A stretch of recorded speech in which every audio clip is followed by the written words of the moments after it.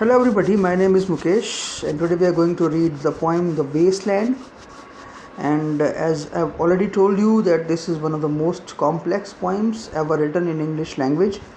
And इस poem को समझने के लिए हम बहुत ही focused रहेंगे. And the poem was written in 1922. This poem begins with an epigraph which is taken from Petronius's work named Satyricon. Spelling याद रखना, SATYRICON, Satyricon. Okay, so this is मेरा काम नहीं है ये कि मैं आपको जर्मन, फ्रेंच या यहाँ पर जो लिखी है लैंग्वेज रोमन वो समझाऊँ, बट फिर भी मेरा ये काम है कि मैं आपको इसकी हिंदी बताऊँ, बिकॉज़ इसको समझना बहुत ज़रूरी है. आगे जाके जब पोएम पढ़ोगे तो आपको ये काम आएगी. ये थीम को समझाने वाली है आपकी. So nam sibilium quidem cumis ego ipse aculis meis vidi in ampulla pendere et cum illi purere discerent respondendebit illa. ये जो एपिग्राफ है, शुरुआत की लाइन्स हैं, मैंने बता दिया आपको सैटरिकॉन से ली गई हैं. इनका मीनिंग क्या है कि मैंने अपनी खुद की आंखों से देखा कि सिबिल जो है वो, जो कि क्यूमा की रहने वाली है, वो एक केज में लटक रही थी. और जब लड़कों ने उससे पूछा कि सिबिल तुम्हें क्या चाहिए, तो सिबिल ने उत्तर दिया कि मैं मरना चाहती हूँ, कि मैं मरना चाहती हूँ. अब ये हिंदी तो मैंने कर दी, पर आपको थोड़ा सा बैकग्राउंड समझना पड़ेगा, ज़्यादा टाइम नहीं लेंगे अपन इसमें. कि सैटरिकॉन की कहानी है कि सिबिल जो क्यूमा की रहने वाली थी, उससे लॉर्ड जो अपोलो थे, भगवान अपोलो थे, उनको प्रेम हो गया. और उनको इतना प्रेम हो गया कि वो चाहते थे कि वो भी बिलवर्ड बने उनकी. तो उन्होंने उसको बोला कि सिबिल को कि तुझे जो भी वरदान चाहिए मुझसे मांग ले मेरी बिलवर्ड बनने के लिए. तो उसने वरदान मांगा क्या, एक मुट्ठी भर रेत ली और उनसे कहा कि इसमें जितने ग्रेन्स हैं, कण हैं, मुझे उतने साल जीने का मौका मिलना चाहिए या वरदान मिलना चाहिए. तो अपोलो ने उनको वरदान दे दिया, लेकिन तुरंत बाद में वरदान मिलते ही वो मुकर गई, वो बिलवर्ड बनने से के लिए मुकर गई. तो अपोलो ने शब्दों का हेर फेर बना दिया इसको. अपोलो ने उसको लाइफ तो दी लॉन्ग, परंतु यूथ नहीं दी, मतलब वो जवान नहीं रहेगी. तो अब उसका मतलब वो जैसे जैसे बड़ी हो रही थी, जैसे जैसे सैकड़ों साल बीतते गए, वो बहुत ही कमज़ोर और बहुत ही छोटी होती गई. और वो एक दिन इतनी छोटी हो गई कि एक पिंजरे में पड़ी हुई है वो, और टूरिस्ट्स के अट्रैक्शन का सेंटर बन गई है वो. अब उस पिंजरे में पड़ी वो डेथ चाहती है. तो बच्चों ने जब उससे पूछा, लड़कों ने उससे पूछा कि सिबिल तुम्हें क्या चाहिए, तो उसने क्या बोला कि मुझे मरना है, मुझे मौत चाहिए. अब यही कहानी जो है ना, एक्चुअली एलियट को लगता है कि हम मॉडर्न लोगों की है, मॉडर्न वेस्टलैंडर्स की है, क्योंकि हम लोग भी जिए जा रहे हैं बस बिना किसी पर्पज़ के. तो उसके बाद में ये पोएम में एक डेडिकेशन आता है जो कि इजरा पाउंड को है. इजरा पाउंड को डेडिकेशन में क्या लिखा है इन्होंने, इल मिगलियोर फेब्रो, मतलब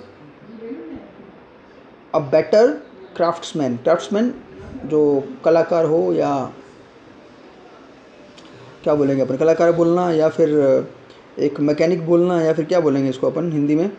तो बेटर क्राफ्ट्समैन क्यों, आर्टिस्ट बोल सकते हैं इसको, क्योंकि वो शब्दों के आर्टिस्ट हैं, शब्दों के जादूगर बोल सकते हो. क्योंकि 800 लाइन की एक पोएम को उन्होंने काट छाट कर छोटा करके अच्छा कर दिया, 433 लाइन का कर दिया, वरना हमें 800 लाइन पढ़नी पड़ती है ना. ये अच्छी बात है हमारे लिए, तो इजरा पाउंड बहुत ही अच्छे हैं. तो याद रखना, सैटरिकॉन के बाद, पेट्रोनियस के बाद दूसरी बात कि इजरा पाउंड को ये डेडिकेटेड पोएम है, और इसमें उनको क्या बोला गया है, अ बेटर क्राफ्ट्समैन. पोएम पे चलते हैं. The burial of the dead शुरू करते हैं. वैसे बड़ी लंबी पोएम है ये. April is the cruellest month breeding lilacs out of the dead land. April को एलियट सबसे क्या बोलता है, क्रूलेस्ट मंथ बोलता है. ओके, क्रूलेस्ट मंथ क्यों बोलते हैं, हालांकि अप्रैल जो है स्प्रिंग आती है तो अच्छा मंथ है, लेकिन ये क्रूलेस्ट मंथ क्यों है, because breeding lilacs out of the dead land, ये फूलों को जो मृत प्राय पड़ी ज़मीन थी उससे बाहर निकाल देता है. अब याद रखना, ये जो पोइम है, it is not about figures of speech mostly, है ना. इसमें कंटेंट इतना इंपॉर्टेंट है कि आपको फिगर्स ऑफ स्पीच पे ज़्यादा ध्यान देने की ज़रूरत नहीं पड़ेगी. डेड लैंड में आप सब जानते हो कि पर्सोनिफिकेशन हो जाएगा. तो डेड लैंड से अभी तक विंटर्स में जो लैंड जो है डेड के समान थी, उसमें से फूल निकलने लगते हैं, मिक्सिंग मेमोरी एंड डिज़ायर. और इससे क्या होता है, उनकी मेमोरी अब तक विंटर में जो उन्होंने किया, हालांकि सेक्सुअल इंटरकोर्सेस की बात कर रहा है ये, एंड डिज़ायर, और फिर से वो करने की, वो मिक्स हो जाती है ना। मतलब वो जो विंटर में अब तक एंजॉय कर रहे थे घर पड़े पड़े, वो सब बातें उनको याद आने लगती हैं, इसलिए अप्रैल को उन्होंने क्या बोला है, बुरा महीना बोला है। उसके अलावा स्प्रिंग जो है वो क्रिएटिविटी या एक्टिविटी का भी प्रतीक है, और लोग जो है वो एक्टिविटी चाहते नहीं है। Stirring dull roots with spring rain, और अब तक जो जड़ें बिल्कुल डल पड़ी हुई थी, उनको स्प्रिंग की जो रेन है वो स्टिर हिला देती है। मतलब अब तक जो जड़ें मृत प्राय पड़ी हुई थी वो फलने फूलने लगती हैं। विंटर केप्ट अस वार्म, सर्दियों ने हमें गर्म रखा। थोड़ा पैराडॉक्सिकल है कि सर्दियाँ गर्म कैसे करेंगी, बट वो अपने कम्बलों में पड़े हुए थे, बिस्तरों में पड़े हुए थे। कवरिंग अर्थ इन फॉरगेटफुल स्नो, और अर्थ को एक ऐसी स्नो ने कवर कर रखा था जो फॉरगेटफुल है, जो भुला देने वाली है। मतलब लोग अपनी सब ड्यूटी, सब स्पिरिचुअलिटी सब भूल कर बस पड़े हुए थे। फीडिंग अ लिटिल लाइफ, और थोड़ी बहुत लाइफ को यहाँ पर ज़िंदगी से नहीं बल्कि स्पिरिचुअलिटी से लेंगे अपन।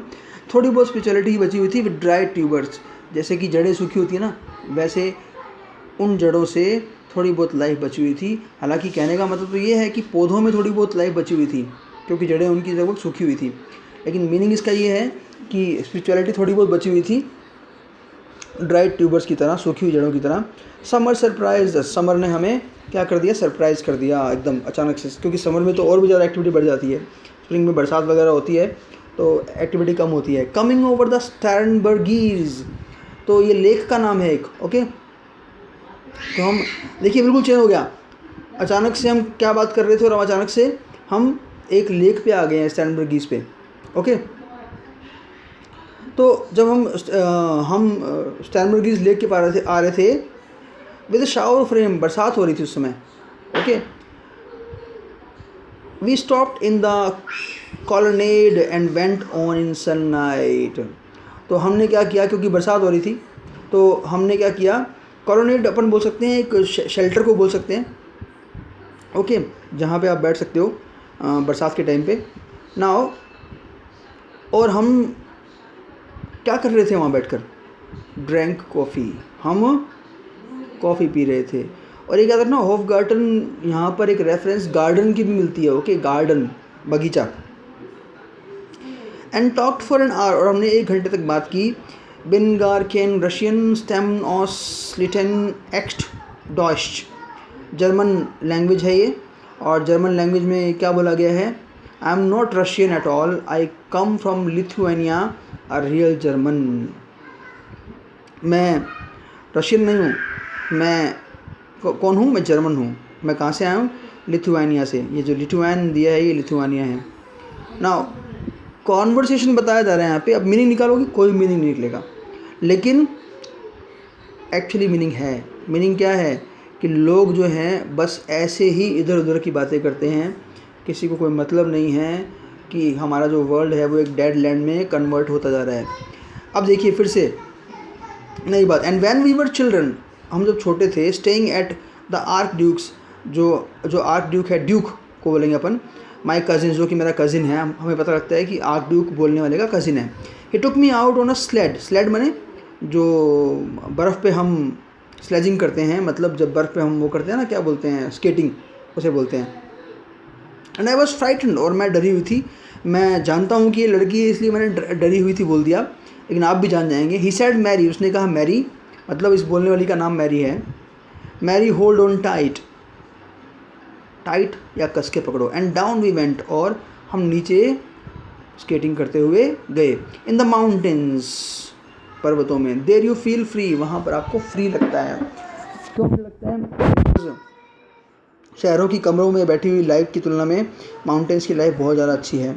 ये डेड लैंडर्स जो हैं, वेस्ट लैंडर्स जो हैं, कहीं ना कहीं उनके अंदर ये फीलिंग है तो सही कि हम जो कर रहे हैं वो सही नहीं कर रहे हैं, और जो पहले था वो सही था। आई रीड नाउ, बिल्कुल शिफ्ट हो गया, चिल्ड्रन से वो बन गई है बड़ी। I read much of the night, आजकल मैं रात भर पढ़ती हूँ, ज़्यादातर रात। And go south in the winter, और विंटर जब आती है तो मैं साउथ में चली जाती हूँ। कहाँ चली जाती हूँ? साउथ में। तो आज जो है, आज नहीं, इस वीडियो में हम इतना ही पढ़ेंगे, बाकी की बातें हम जो हैं करेंगे नेक्स्ट वीडियो में।